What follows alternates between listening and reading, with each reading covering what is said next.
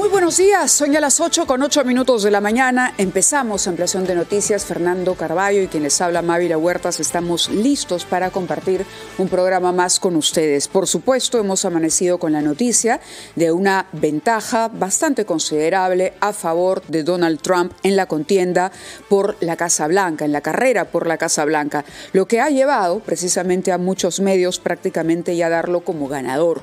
Es el virtual presidente de los Estados Unidos. Para algunos, una sorpresa por la ventaja, para otros era algo que se esperaba tomando en cuenta que hay un voto escondido, pero definitivamente habrá un cambio importante, no solamente en la política de los Estados Unidos, porque además los republicanos obtuvieron también la mayoría en el Senado, Fernando, y eso es importante. Esto le va a dar a Trump la posibilidad de poder cumplir o ejecutar las políticas que anunció durante la campaña, mucho más proteccionistas, conservadoras, que lo que suponía el plan que había anunciado Harris.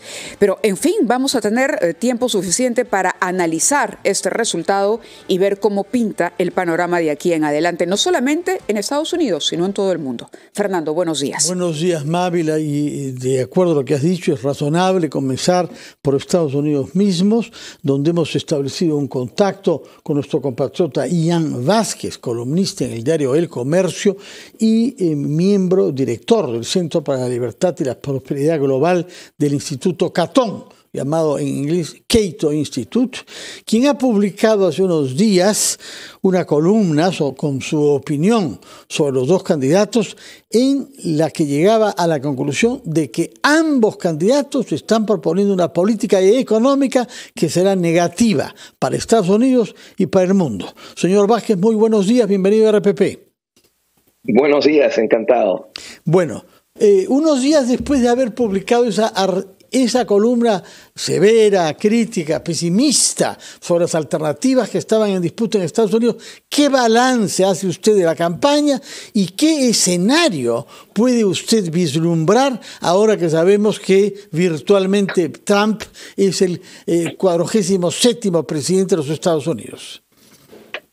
Bueno, ya sabemos quién va a ser presidente y cuáles son las políticas que él propone. Lo que todavía no sabemos es quién va a controlar la Cámara de Representantes, y eso puede demorar todavía varios días para saber. Ha estado controlado por los republicanos, pero es posible que los demócratas lo controlen. Es posible también que los republicanos mantengan control. Eso es muy importante porque si lo controlan los republicanos, entonces Trump sí va a tener mano libre prácticamente para hacer lo que él quiera para cumplir su agenda. Si lo controlan los demócratas, entonces no va a ser tan fácil. En el pasado, cuando tenemos en Estados Unidos un gobierno dividido, es decir, dividido entre los dos partidos, entre la Casa Blanca y el Congreso, ha habido mucho más control sobre el presupuesto, sobre las regulaciones, sobre lo que puede hacer el gobierno, y desde mi punto de vista eso ha sido mejor para Estados Unidos. Cuando un partido, como era el caso de George Bush, controlaba todo, o los demócratas controlan todo, el gasto se descontrola completamente. Y eso ha sido un gran problema en Estados Unidos en los últimos 25 años. Analizando la forma en que han votado, digamos, los norteamericanos, los estadounidenses, una vez que se ha ido conociendo poco a poco el avance de los resultados, ya se veía desde el inicio una ventaja a favor de Trump. ¿Cómo explicar este triunfo cuando se hablaba de una final ajustada, de un empate técnico que iba a tomar varios días finalmente para ser aclarado, pero aparentemente la ventaja ya está, y usted lo acaba de decir, ya hay un ganador de las elecciones? Bueno, yo creo que desde un principio habían muchas cosas impredecibles de esta campaña y de cómo iban a ser los resultados. Las encuestas y los encuestadores en el pasado han fallado de manera espectacular. Por lo tanto, contar con lo que ellos estaban diciendo quizás no era la mejor apuesta. De todas maneras, la ventaja ha sido grande en términos de lo que es el colegio electoral y menos en términos del voto popular, pero sí parece que Trump va a ganar en el voto popular esta vez. No lo hizo cuando fue elegido la primera vez, hay que acordarnos de eso. ¿Qué ha pasado? Ha recibido un apoyo mayor de lo que antes ha recibido de minorías, de gente joven, de negros, de latinoamericanos, y ha podido tener grandes ventajas, incluso en los distritos en donde Biden la vez pasada obtuvo enormes ventajas. Uh-huh. Por lo tanto, se puede decir que probablemente hay dos factores. Una es la economía, o sea que la inflación en Estados Unidos, este es un país que no se acostumbra y no tolera mucha inflación, ha sido la más alta desde el año 81. Y a pesar de que finalmente bajo esta presidencia se ha reducido la inflación, los precios obviamente están mucho más por encima de lo que eran hace 4 años. Y eso afecta a precisamente la gente que le ha votado más fuertemente a Trump esta vez. Por otro lado, los demócratas se han ido mucho más a la izquierda bajo Biden y bajo Harris que lo que era el caso cuando, por ejemplo, el presidente Obama era presidente. El presidente Obama en el poder es muy a la derecha de lo que es el Partido Demócrata hoy por hoy. Ahora. Y el país no está ahí. El país está mucho más al centro y rechaza buena parte de la agenda cultural que está tratando de imponer el Partido Demócrata. Y eso es algo que yo creo que se está mostrando en esta elección.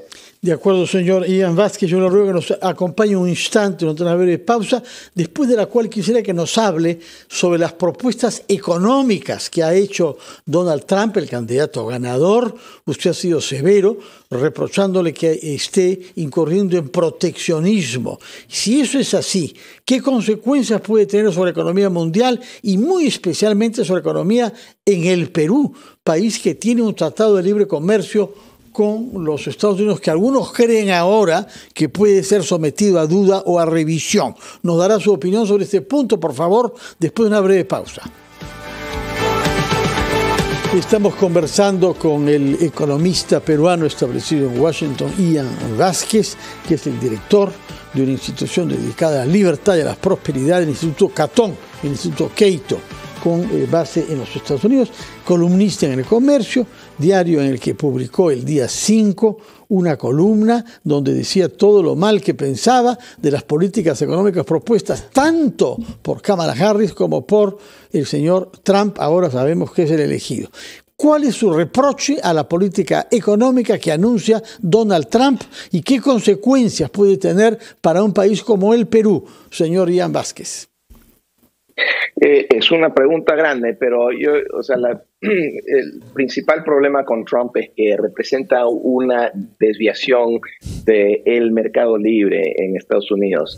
Va a ser más proteccionista este presidente, lo era cuando era presidente anteriormente, y ese proteccionismo, una vez que él salió de la Casa Blanca, se mantuvo por los demócratas durante todo este tiempo. Ahora él promete un arancel de 10 a 20% a todas las importaciones a Estados Unidos de cualquier parte del mundo y una de 60% a las importaciones de China.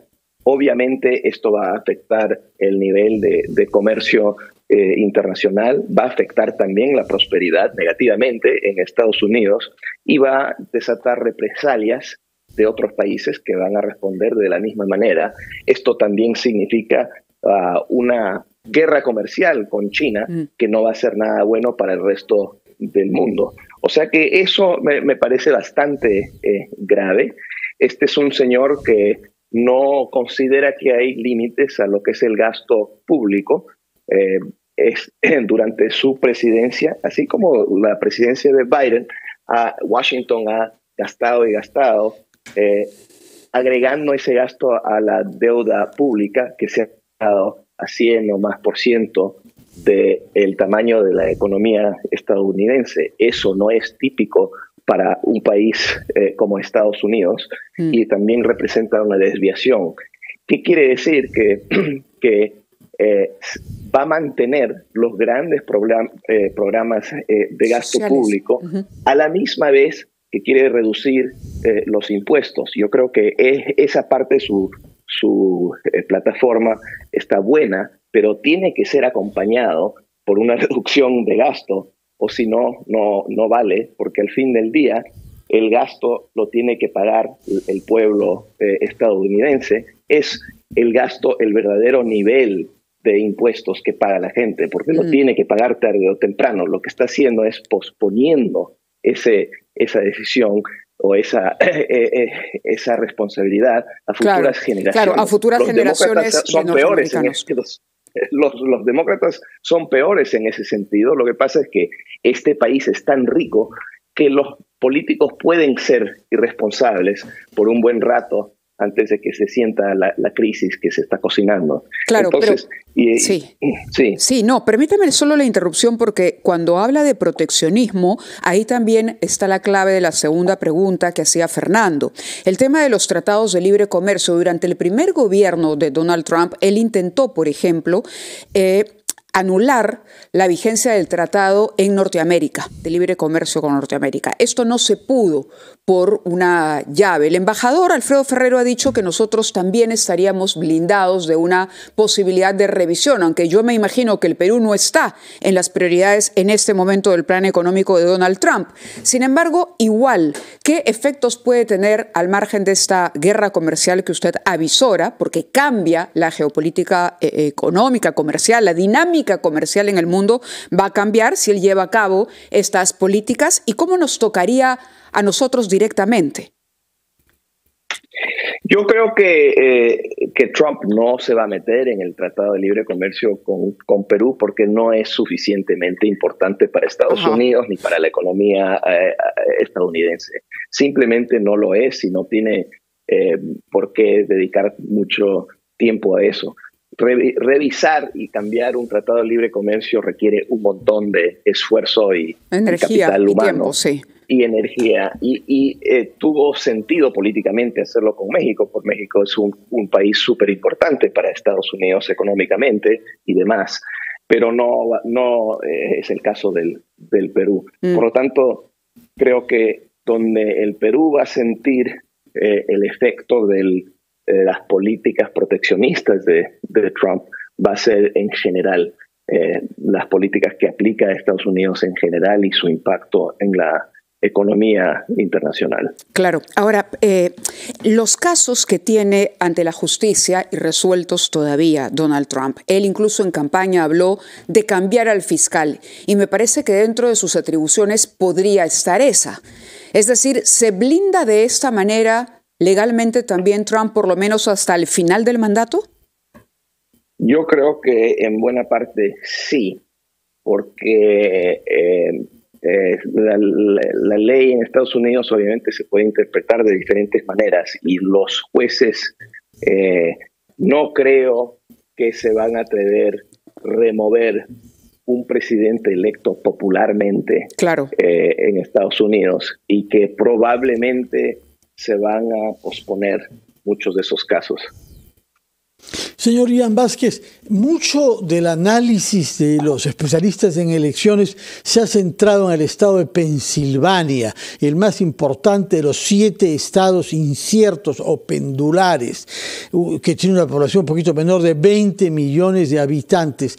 ¿Por qué Pensilvania ha sido tan importante y en buena cuenta una de las claves de la victoria de Donald Trump? Si bien, como usted lo ha dicho, él ha ganado esta vez el voto popular, habiendo superado el número de 70 millones de votos, es decir, casi 5 millones de votos más que Kamala Harris en el plano popular.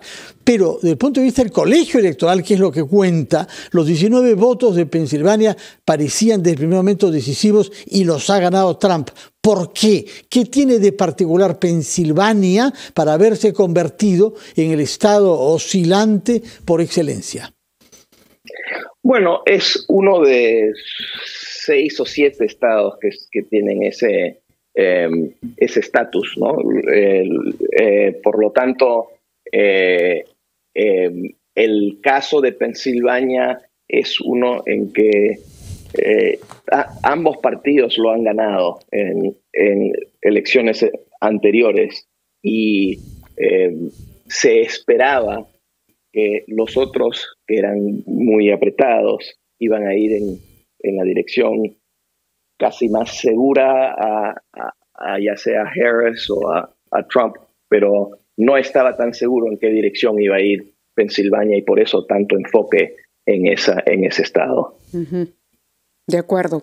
Ian Vázquez, muchísimas gracias por haber conversado con nosotros, por haber compartido también este análisis tras lo que ya es una clara ventaja a favor de Donald Trump en esta carrera hacia la Casa Blanca. Muy amable, muy buenos días. Buenos días, señor. Muchas gracias. Gracias. Muchas gracias. Son las 8:28 de la mañana. Vamos a los titulares de la media hora y regresamos en Ampliación de Noticias.